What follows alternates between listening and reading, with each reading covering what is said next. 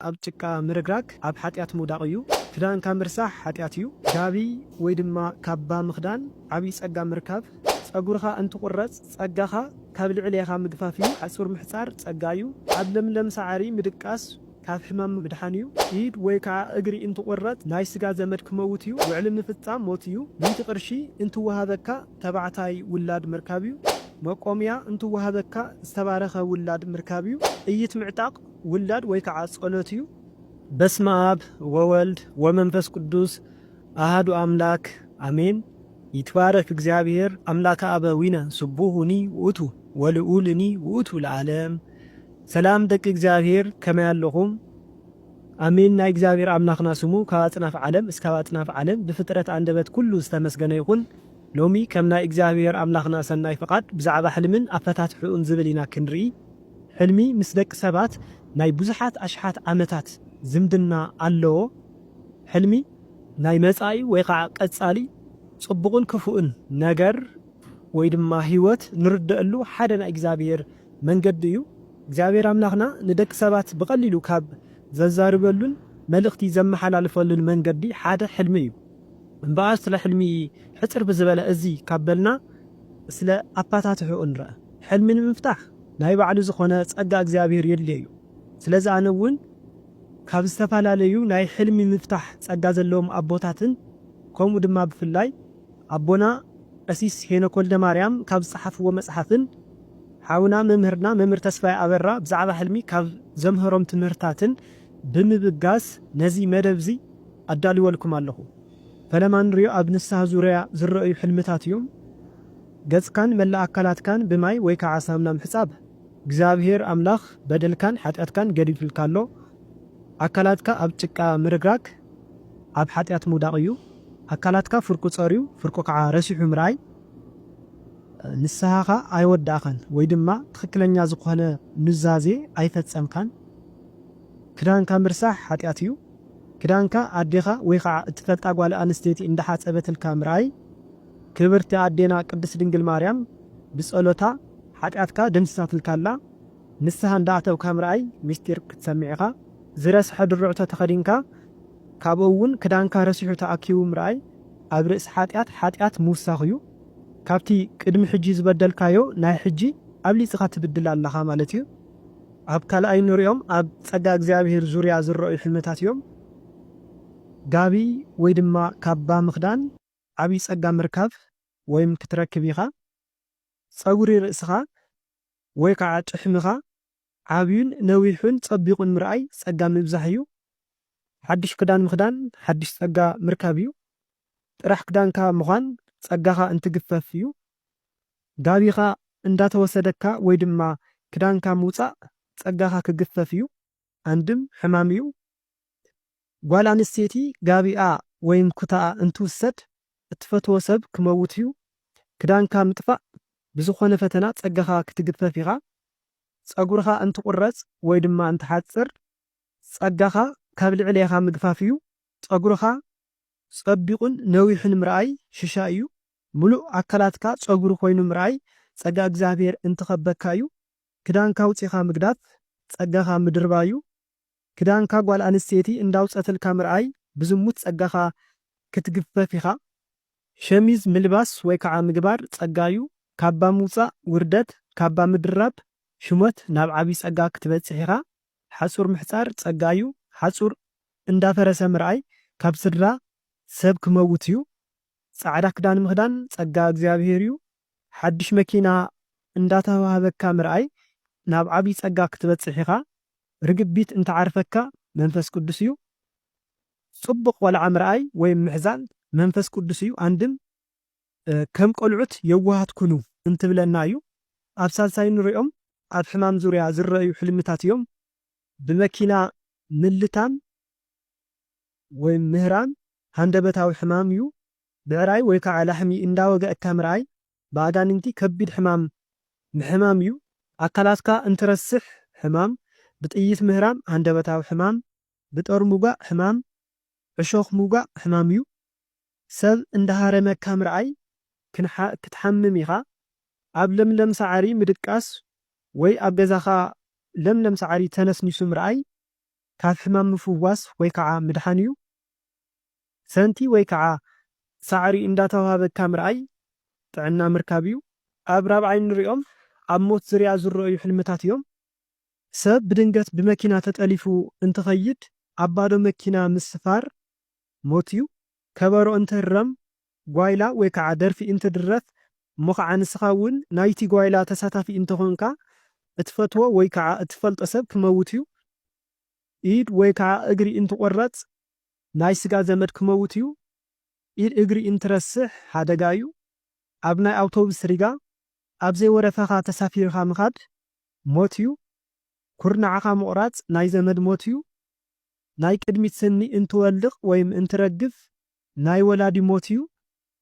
ውዕሊ ምፍፃም ሞት እዩ። ሰብ ኣብ ዝሓመመሉ ግዜ ጋቢ ወይም ኩታ ምኽዳን ሓዘን እዩ። ፅፍሪ ምቑራፅ ውላድ እንትሓምም ወይ ከዓ ናይ ርሑቕ ዘመድ ሞት እዩ። ናይ ጣይታ ወይ ከዓ እንጀራ መጎጎ እንትስበር ካብ ስድራ ሰብ ክሓምም ወይ ከዓ ክመውት እዩ። ጭሕሚ ምልፃይ ወይ ከዓ ምሕፃብ ጥፍኣትን ሓዘንን እዩ። ዓብይ ዳዕሮ እንትቁረፅ ዓብይ ናይ ዓዲ በዓል መዚ ወይ ከዓ በዓል ስልጣን ክመውት እዩ። ኣፃብዕ ምቁራፅ ውላድ ወይ ከዓ ናይ ስጋ ዘመድ ሞት እዩ። ገዛ ብደሮና ረሲሑ ምርኣይ ጥዑይ ዘመድ ክመውት እዩ። ዝሞተ ሰብ ምስላም ሞት እዩ። ዝሞተ ኣቦ ኣደ ወይም ስድራ ጠምዮምን ቀጢኖምን ምርኣይ ዝክር ክንገብረሎም ኣለና። ኣብ ሓምሻይ ንሪኦ ድማ ኣብ ውላድ ዙርያ ዝረአዩ ሕልምታት እዮም። ኣራንሺ ዘይቱን ወይ ድማ ፍረምረ ነገር እንትወሃበካ ውላድ ምርካብ እዩ። 100 ቅርሺ እንትወሃበካ ተባዕታይ ውላድ ምርካብ እዩ። ወርቂ እንትወሃበካ ተባዕታይ ውላድ ምርካብ እዩ። መቆምያ እንትወሃበካ ዝተባረኸ ውላድ ምርካብ እዩ። ጠበንጃ ወይ ከዓ ጥይት ምትሓስ ተባዕታይ ውላድ ምርካብ እዩ። ኣብ ኢድካ ሰዓት ምእሳር ብቁልጡፍ ውላድ ክትረክብ ኢኻ። ናይ ኣፃብዕ ወርቂ ምጥፋእ ሞት ውላድ እዩ። ናይ ኢድ መጋየፂ ምእሳር ጓል ኣንስተይቲ ውላድ ክትረክብ ኢኻ። ኣራንሺ ምትካል ፀባየ ሰናይ ዝኾነት ጓል ኣንስተይቲ ክትወልድ ኢኻ። ናይ እግሪ መጋየፂ ምእሳር ጓል ኣንስተይቲ ክትወልድ ኢኻ። ጥይት ምዕጣቕ ውላድ ወይ ከዓ ጸሎት እዩ። ሕንባሻ ሕብሽቲ ኣብ መደቀስ ቦታ ምቕማጥ ብፍጥነት ውላድ ምርካብ እዩ። ጽላል እንትወሃበካ ደግ ዝኾነ ውላድ ክትረክብ ኢኻ። ኣብ ሻድሻይ ብርኪ ንሪኦ ድማ ኣብ ርኩሳነ መናፍስ ዙርያ ዝረአዩ ሕልምታት እዮም። ከልቢ እንዳነኸሰካን እንዳባረረካን ምርኣይ ዝፋታተነካ ሰይጣን ኣሎ፣ ስለዚ ጸሊ። ዝብኢ እንዳባረረካ ምርኣይ ብኽፉእ ዝፋታተነካ ጋኔን ኣሎ፣ ስለዚ በርቲዕኻ ጸሊ። ብዕራይ ምርኣይ ጋኔን እዩ። ብዕራይ እንዳተሓረደ ምርኣይ እግዚኣብሔር ኣምላኽ ዝፋታተነካ ጋኔን ስዒርልካ ኣሎ። ጸላም ሰበይቲ ወይ ከዓ ዘይትፈልጣ ሰበይቲ እንዳሃረመትካ ምርኣይ ብኽፉእ ክትሓምም ኢኻ፣ ስለዚ ጸሊ። ጸላም ሰበይቲ እንዳፈራርሐትካን እንዳፈከረትልካን ምርኣይ ክትሓምም ኢኻ፣ ጸሊ። ዘይትፈልጦ ጸሊም ስብኣይ ሰይጣን እዩ። ዝሞታ ኣድጊ ኣብ ኣፍ ደገኻ ምርኣይ ድግምት ወይ ድማ መተት ዝገብረልካ ሰብ ኣሎ፣ ስለዚ ጸሊ። ኣስክሬን ወይ ድማ ሬሳ ኣብ ገዛኻን ወይ ድማ ኣብ ኣፍ ደገኻ ምርኣይ መተትና ድግምቲ እዩ። ዘይትፈልጦም ሰባት እንዳባረሩኻ ምርኣይ ኣብ ዙርያኻ ኣጋንንት ውግእ ከፊቶም ኣለዉ፣ ስለዚ ጸሊ። ተመን እንዳባረረካ ምርኣይ ሰይጣን እዩ። ተመን እናቐተልካ ምርኣይ ተመን ጸላኢ እዩ እሞ ዝፋታተነካ ጋኔን ወይ ከዓ ሰይጣን ስዒርካዮ ኣለኻ። በቕሊ እንዳረገጸትካ ወይ ድማ ናብ ገዛኻ እንዳኣተወት ምርኣይ ሰይጣን እያ። ኣብ ፈረስ ምቕማጥ ጸጋና ክብሪ እዩ። ተመን እናነደፈካ ወይ ከዓ እናነኸሰካ ምርኣይ ሰይጣን ኣብ ዘይሓሰብካዮ ኃጢአት ከውድቐካ እዩ፣ ተጠንቀቕ። ኣብ ሻብዓይ ብርኪ ንሪኦም ድማ ኣብ ዕድመ ዙርያ ዝረአዩ ሕልምታት እዮም። ናብ ጎቦ ምድያብ ወይ ከዓ ምውፃእ ዕድመ እዩ፣ አንድም ፈተና እዩ። ገቦ እንዳፈረሰ ምርኣይ ዓብይ ሰብ ክመውት እዩ። ዓብይ ተኽሊ ወይ ከዓ ዳዕሮ እንዳተቆረፀ ምርኣይ ዓብይ ሰብ ክመውት እዩ። ነዊሕ መንገዲ ብእግሪ ምኻድ ዕድመ እዩ። ብመኪና ምኻድ ዕድመ፣ ጸጋ፣ ሞት፣ ክብሪ እዩ። ነገር ግን ነዚ ኩሉ ናይቲ ሕልሚ ኩነታት ይውስነ እዩ። መቆምያ ወይ ከዓ ዘንጊ እንዳተዋሃበካ ምርኣይ ዕድመ እዩ ኣብ ሻምናይ ንሪኦም ድማ ኣብ ቅዱሳን ዙርያ ዝረኣዩ ሕልምታት እዮም መነኩሴ ወይ ከዓ ካህን እንዳባረኸካ ምርኣይ ኣብ ዕለቱ ዝወዓሉ ቅዱሳን ባሪኾም ካለው ኣብ ዕለት 27 ካህን ወይ ከዓ መነኩሴ እንዳባረኸካ ምርኣይ መድኃኔ ዓለም እዩ ቀይሕ ፖሊስ ወይ ድማ ወታደር እንዳዛረበካ ምርኣይ ቅዱስ ሚካኤል እዩ ጸሊም ፖሊስ ወይ ከዓ ወታደር እንዳዛረበካ ምርኣይ ቅዱስ ገብርኤል እዩ ተረጋጋሚ አንበሳና ነብሪ ትርኢ እንተኾንካ ጻድቁ አቡነ ገብረ መንፈስ ቅዱስ እዮም ርግቢት ምርኣይ አዴና ቅድስት ድንግል ማርያም እያ አንድም መንፈስ ቅዱስ እዩ ቀያሕ ወይ ድማ ጸላም ሰቤቲ እንዳዛረበትካ ምርኣይ አዴና ቅድስት ድንግል ማርያም እያ በራህ ባህታዊ ዝኾነ ነገር እንዳዛረበካ ምርኣይ መጥምቀ መለኮት ቅዱስ ዮሐንስ እዩ ጳጳስ እንዳባረኸካ ምርኣይ መድኃኔ ዓለም እዩ ጳጳስ እንዳገሰጸካ ወይ ከዓ እንዳኾረየካ ምርኣይ መድኃኔ ዓለም ሓዚንልካ ኣሎ ኣብ መበል ተሻዓይ ንሪኦ ሓዳር ዙርያ ዝረአዩ ሕልምታት እዮም ጸጉሪ ምፍታሕ ሓዳር ምፍታሕ እዩ ስለዚ ጸሊ ዕንቂ ወይ ከዓ መጋየፂ ምግዛእ ሓዳር እዩ ሓድሽ ጫማ እንዳገበርካ ወይም እንዳተዋህበካ ምርኣይ ሓዳር እዩ ኣብ ጽቡቕ ዓራት ምድቃስ ሓዳርካ ክጸንዕ እዩ ብዕትሮ ወይ ከዓ ብጀሪካን ማይ ምሽካም እኽለማ እዩ ኣብ ባሕሪ ወይ ከዓ ዓብይ ሩባ ምሕማስ ኣብ ዓለም ኢኻ እትነብር ምስ ሕፂትኻ ነዊሕ መንገዲ ምኻድ ወይ ድማ ሓቢርካ ምብላዕ ሓዳርካ ከም ዝጸንዕ እዩ ዘርእየና ጓል ኣንስተይቲ ቀሚሻ ወይ ከዓ ስራኣ ሓፂሩ ምርኣይ በዓል ገዛ ትንዕቆ እያ ጓል ኣንስተይቲ ሓድሽ ቀሚሽ ጌራ ምርኣይ ክትምርዖ ወይ ከዓ ክትሕፀ እያ ጫማኻ ወይ ድማ ጫማኺ ፀቢብኪ ምርኣይ ምሳኻ ምስ ዘላ ወይ ድማ ምሳኺ ምስ ዘሎ ሰብ ጸልይሉ ጓል ኣንስተይቲ ካብ ናይ ኣድያ ገዛ ጫማ ጌራ እንትወፅእ ኣብ ቀረባ እዋን ክትምርዖ እያ ወይ ከዓ ሓዳር ክትገብር እያ ማዕተብ ምእሳር እቲ መርዓ ጽኑዕ እዩ ማዕተብ ምብጣስ እቲ ቃል ኪዳን ይፈርስ ኣብ 10 ብርኪ ንሪኦ ድማ ኣብ ቅዱስ ቁርባን ዙርያ ዝረአዩ ሕልምታት እዮም ጻዕዳ ሕብሽቲ ምቕባል ትቆርብ ኢኻ ስርናይ እንዳተዋሃበካ ምርኣይ ቁርባን እዩ ካብ ማእኸል ሰባት ንዓኻ ብቻ ሕምባሻ እንትወሃበካ ቁርባን እዩ ብጽዋዕ ወይ ድማ ብብርጭቆ ደስ ዝብል ከም ወይኒ ዝበለ ነገር እንዳተዋሃበካ እናሰተኻ ምርኣይ ቁርባን እዩ ኣብ ቅዳሴ ሰዓት ተታኺስኻ እናሃለኻ እንዳቀረውካ ምርኣይ ናይቲ ቁርባን በረከት ብስውር እንትወሃበካ እዩ ካብ ማእኸል ሰብ ተጸዊዕኻ ብዘይ ወረፋኻ ሕብሽቲ እንትወሃብ ኣብ ቀረባ እዋን ክትቆርብ ኢኻ ንበዓልካ እንዳቀረውካ ወይ ድማ ውላድኻ እንዳቀረውካ ምርኣይ ደስታ እዩ መሰበ ወርቅ እንዳተዋሃበካ ምርኣይ ትቆርብ ኢኻ መሰበ ወርቅ እንዳተዋሃበካ ሒዝካ ናብ ገዛኻ እንተኣቱ ኣዴና ክብርቲ ቅድስት ድንግል ማርያም ብበረኸት ገዛኻ እንተኣቱ እዩ ብተደጋጋሚ እንዳቀረብካ ምርኣይ ኣበ ነፍስኻ ወይ ድማ ነቶም ካህንካ ኣማኺርካ ቁረብ ኣብ መበል 11 ንሪኦ ድማ ኣብ ታቦት ዙርያ ዝረአዩ ሕልምታት እዮም ታቦት ምሽካም ናይ እግዚኣብሔር ሓደራ እዩ ታቦት ምሽካም እንተኣቤካ ሓደራኻ ኣይተዋጻኻን ወይ ድማ ኣይፈጸምካን ካህን ኮይንካ ታቦት ምሽካም ኣቢካ ካብ ርእስኻ እንትወድቕ ወይ ድማ ክወድቕ እንትብል ክህነትካ ክፈርስ እዩ ክህነትካ እንከይፈርስ ድማ ተጠንቀቕ ታቦት ተሸኪምካ ኣቢካ ምዕራፍ ናይ ምእመናን ናይ በዓል ተሓዳርካን ወይ ከዓ ናይ ፈተውትኻ ሓላፍነት ኣይተዋጻኻን ኣብ መበል 12 ንሪኦም ድማ ኣብ በረከት ዙርያ ዝረአዩ ሕልምታት እዮም እንጀራ ጣይታ ወይ ድማ ሕምባሻ እንዳተዋሃበካ ምርኣይ ናይ እግዚኣብሔር በረከት እዩ ስርናይ ወይ ድማ ናይ ኣዝርእቲ ዓይነት ተዋሂብካ ገዛኻ ሒዝኻ ምእታው ዓብይ ናይ እግዚኣብሔር በረከት እዩ ጥቕጥቆ እንዳተዋሃበካ ምርኣይ በረከት እዩ ኣብ ገዛኻ ውሽጢ ናይ እንጀራ ወይ ድማ ናይ ሕምባሻ ክምር ምርኣይ ጸጋ በረከት እዩ ሰልዲ እንትወሃበካ ወይ ድማ ቅርሺ እንዳቆጸርካ ምርኣይ በረከት እዩ ኣብ መበል 13 ንሪኦም ኣብ መከራ ዙርያ ዝረአዩ ሕልምታት እዮም ዓብይ ናይ ዕንጨይቲ መስቀል እንትወሃበካ ኣብ ቀረባ እዋን መከራ ክገጥመካ እዩ ወዲ ተባዕታይ ናይ ቅዱሳን ገሊ እንትሽከም ዓብይ ጸገም ወይ ከዓ መከራ ክገጥሞ እዩ ዓቐበት ዝበዝሖ መንገዲ ምኻድ ንእሽተይ ፈተና ክገጥመካ እዩ ብርቱዕ ዝናብ እንተሃርመካ ፈተና እዩ ስለዚ ጸሊ ሰብ እንዳሃረመካ ምርኣይ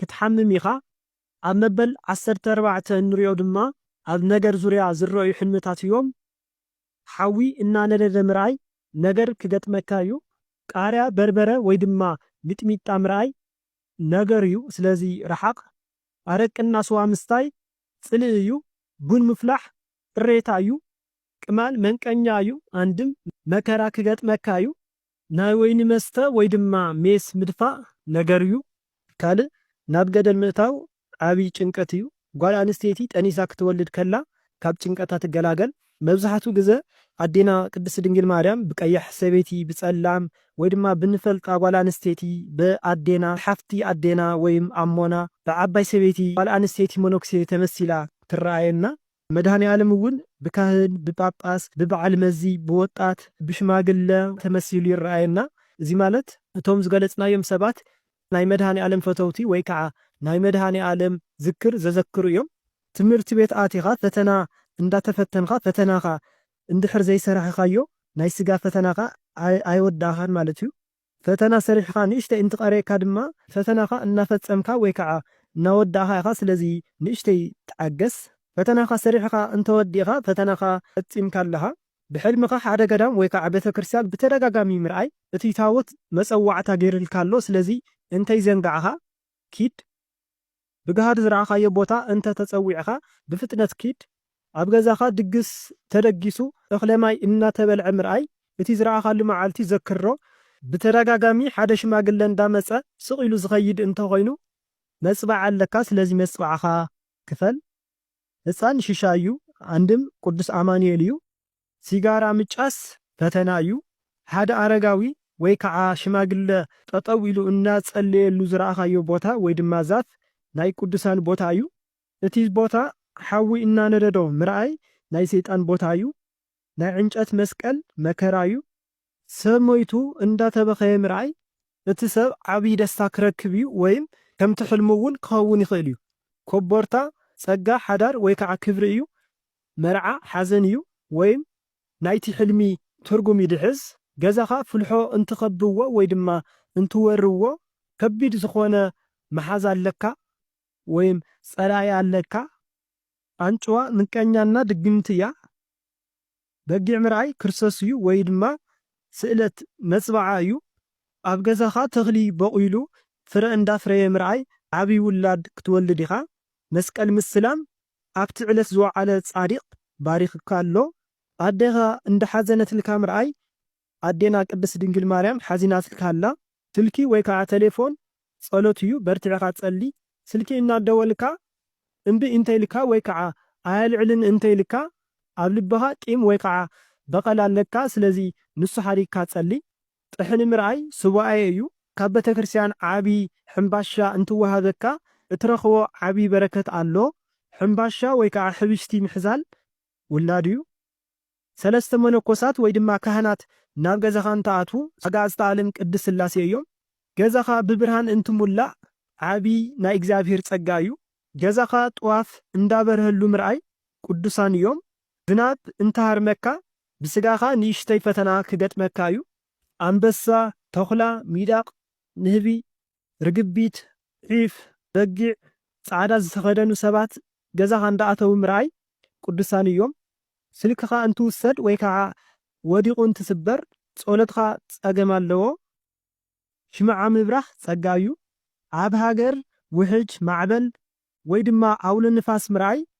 ዓብይ ጸገምን መከራን እዩ ኣብ ደስ ዝብል ወይ ከዓ ጽቡቕ ወንበር ወይ ድማ ድኳ ምቕማጥ ክብርን ሽሞትን እዩ ናይ ገዛኻ ቆርቆሮ እንዳተነቐለ ወይ ከዓ እንዳተልዓለ ምርኣይ ናይ እግዚአብሔር መጎስ ካብ ገዛኻ እንትወፅእ እዩ ምስሊ ኣድህኖ ወይ ድማ ስእሊ ኣድህኖ ምርኣይ ናይቶም ዝረኣካዮም ቅዱስ ወይ ከዓ መልኣኽ ከም ዝቐረቡኻን ዝሓተትካዮ ነገር እንተሃልዩ ድማ ከም ዝተቐበልዎን ኣብ ሓዘን ተሃሊኻ ድማ የጽናዕንዑኻ ኣለዉ ማለት እዩ መንፈሳዊ ዝኾነ ሰብ ህያብ እንዳሃበካ ምርኣይ ሓላዊ መልኣክካ ወይ ድማ እትፈትዎ ቅዱስ ጻዲቕ ወይ ከዓ መልኣክ እዩ ዕድል መክሊት ወይ ድማ ጸጋ እዩ ዝህበካ ዘሎ ሳእኒ እንዳተዋሃበካ ምርኣይ ናይ ሓዳር ጸጋ እዩ ኣብ መንፈሳዊ ውግእ ኮይንካ ብተደጋጋሚ ሓደ ሰብ ብሕልምኻ ምርኣይ መተት ዝገበረልካ ሰብ እዩ ጸሊም ነገር ካብ ኣካላትካ እንትወጽእ ወይ ከዓ እንትኣቱ ወይ ድማ ናብ ስድራኻ በዓልቲ ገዛኻ ናብ እትፈልጦም ሰባት እንትኣቱ እንትወጽእ ናይ ርኩሳን መናፍስት ምእታውን ምውፃእን እዩ ዘመላኽት። ብመንፈሳዊ ዝኾነ ሰብ ትእዛዝ እንትእዘዝ ንኣብነት ሰይፈ ስላሴ እናጸለየ ኣብ ሰይፈ ስላሴ ዙርያ እንዳዛረበካ መቁጠሪ ኣካላቱ እንዳሃረመ ምርኣይ ግበር እዩ ዝብለካ ዘሎ። ስለዚ ብቕልጡፍ ክትፍጽሞ ወይ ክትገብሮ ኣለካ። ካብ ኣካላትካ ቁንጪ እንዳወፀ ምርኣይ ርኩስ መንፈስ እዩ። እምበኣር ክቡራት ስድራ እግዚኣብሔር ብዛዕባ ናይ ሕልሚ ፍታሕ ነዚ ይመስል። ኣብ ቀጻሊ ብኻሊእ መደብ እስካብ ንራኸብ ናይ ሽዑ ሰባት ይበለና። ወስብሐት ለእግዚአብሔር ወለወላዲቱ ድንግል ወለመስቀሉ ክቡር አሜን።